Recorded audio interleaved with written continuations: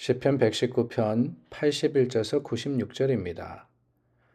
나의 영혼이 주의 구원을 사모하기에 피곤하오나 나는 주의 말씀을 바라나이다. 나의 말이 주께서 언제나 나를 안위하실까 하면서 내 눈이 주의 말씀을 바라기에 피곤하니이다. 내가 연기 속에 가죽 부대같이 되었으나 주의 율례들을 잊지 아니하나이다. 주의 종의 날이 얼마나 되나이까? 나를 핍박하는 자들을 주께서 언제나 심판하시리이까? 주의 법을 따르지 아니하는 교만한 자들이 나를 해하려고 웅덩이를 팠나이다. 주의 모든 계명들은 신실하니이다. 그들이 이유 없이 나를 핍박하오니 나를 도우소서. 그들이 나를 세상에서 거의 멸하였으나 나는 주의 법도들을 버리지 아니하였사오니 주의 인자하심을 따라 나를 살아나게 하소서. 그리하시면 주의 입의 교훈들을 내가 지키리이다. 여호와여, 주의 말씀은 영원히 하늘에 굳게 섰사오며 주의 성실하심은 대대에 이르나이다. 주께서 땅을 세우셨으므로 땅이 항상 있사오니 천지가 주의 규례들대로 오늘까지 있음은 만물이 주의 종이 된 까닭이니이다. 주의 법이 나의 즐거움이 되지 아니하였다면 내가 내 고난 중에 멸망하였으리이다. 내가 주의 법도들을 영원히 잊지 아니하오니 주께서 이것들 때문에 나를 살게 하심이니이다. 나는 주의 것이오니 나를 구원하소서. 내가 주의 법도들만을 찾았나이다. 악인들이 나를 멸하려고 엿보오나 나는 주의 증거들만을 생각하겠나이다. 내가 보니 모든 완전한 것이 다 끝이 있어도 주의 계명들은 심히 넓으니이다. 어제도 나누었지만 시편 119편을 읽으면 읽을수록 이 시편 기자가 당하고 있던 상황, 그 상황이 결코 쉽지 않았다라는 것이 짐작이 됩니다. 여러 가지 곤란하고 또 힘든 일을 당하고 있었습니다. 84절 말씀에 보니까 주의 종이 날이 얼마나 되나이까? 나를 핍박하는 자들이라고 했습니다. 나를 핍박하는 자들. 우리가 살아가면서 내가 핍박당한다라는 표현을 할 때가 얼마나 있을까 그런 생각을 해봤습니다. 나를 힘들게, 어렵게, 곤란하게 하는 사람들은 많죠. 그러나 핍박하는 사람, 사실 핍박이라는 관계라는 것이 결코 흔치는 않지 않나라는 생각이 들어요. 시편의 기자가 내가 핍박당한다라고 했던 것, 얼마나 힘들었으면 그랬을까, 얼마나 어려웠으면 그랬을까라는 동정의 마음이 없을 수가 없습니다. 85절 말씀도 그렇습니다. 교만한 자들이 나를 해하려고 웅덩이를 팠나이다. 웅덩이를 팠다. 넘어지도록 빠지도록 이 고리를 옮아매려고 했던 사람들이 있다라고 하는 거예요. 근데 그 사람들이 어떤 사람들이냐? 교만한 자들이라 그랬습니다. 교만한 자들. 이런 사람들이 시편의 기자를 공격해 오는 거예요. 넘어뜨리려고 합니다. 그래서 어떠하냐? 매우 피곤하다라는 것을 우리는 말씀의 고백 가운데 짐작해 보게 됩니다. 얼마나 피곤했든지 연기 속에 가죽 부대같이 되었다. 83절이 이야기하죠. 연기 속에 가죽 부대. 메마른 가죽 부대라는 것, 그 가죽 부대는 사실 부들부들해야 쓸모가 있습니다. 그런데 딱딱하게 굳어버려가지고 아무 쓸데없는 그런 존재의 모습처럼 보이더라 라고 하는 거예요. 얼마나 힘들고 얼마나 어렵습니까? 그런데 여러분, 여기 놀라운 사실이 있습니다.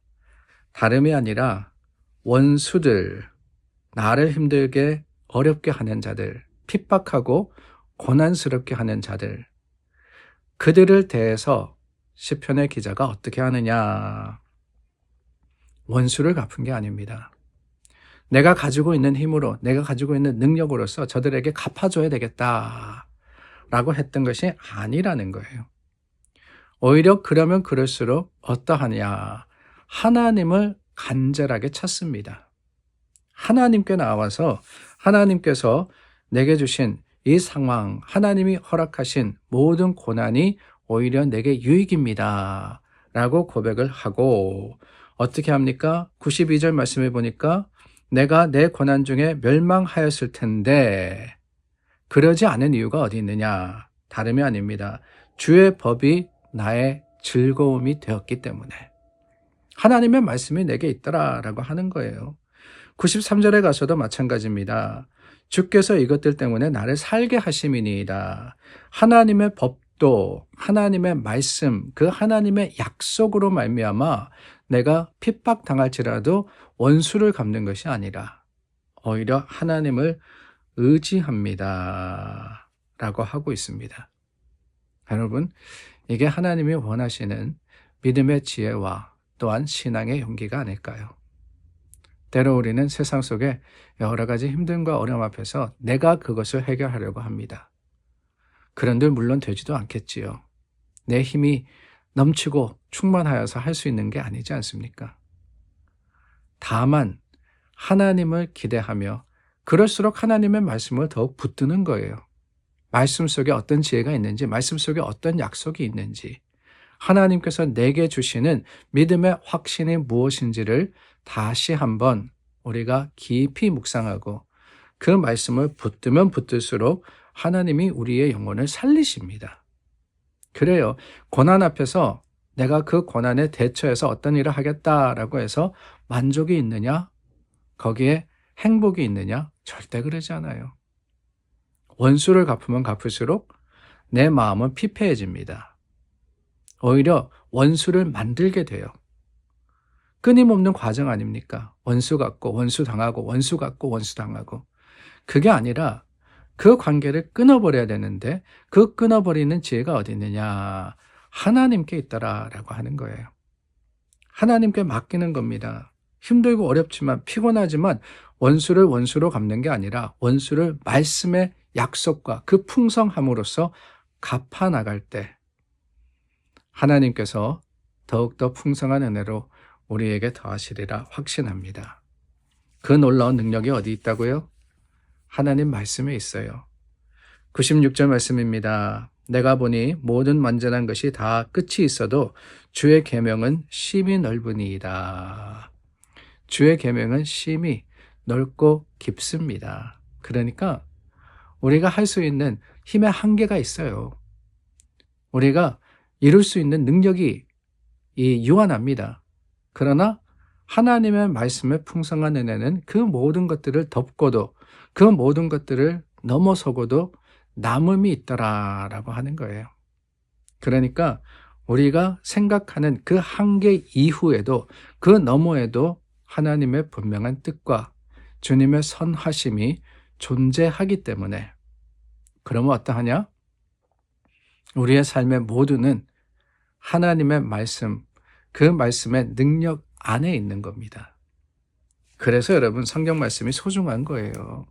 이 말씀 속에서 우리는 세상을 이기는, 세상을 뛰어넘는 지혜와 능력을 찾게 됩니다. 외롭고 힘들 때 성경 말씀 보세요. 하나님이 내가 너와 함께 하리라 라는 약속을 주셨습니다. 세상의 문제와 어려움 앞에서 실망될 때 말씀을 보세요. 하나님께서 수고하고 무거운 짐진 자들아 다 내게로 오라. 내가 너희를 쉬게 하리라 하셨습니다. 하나님 앞에 답답한 마음이 있습니까? 도무지 이해가 되지 않습니까? 오히려 하나님은 말씀하십니다. 감사함으로 내게 아뢰라. 그리하면 세상에 뛰어난 평강과 그 놀라운 은혜가 너희에게 주어지리라고 하셨어요. 그 하나님의 말씀과 약속이 이미 모든 것을 이루시고 이미 모든 것을 가능케 한 약속임을 믿을 때 우리가 세상을 두려워하고 세상 속에 염려함으로 실패하겠습니까? 절대로 그러지 못하는 거예요.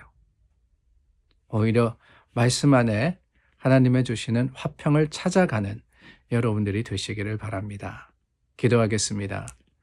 참 좋으신 하나님, 우리 성도들 어디에 있든지 하나님이 샬롬이 되어 주시옵소서.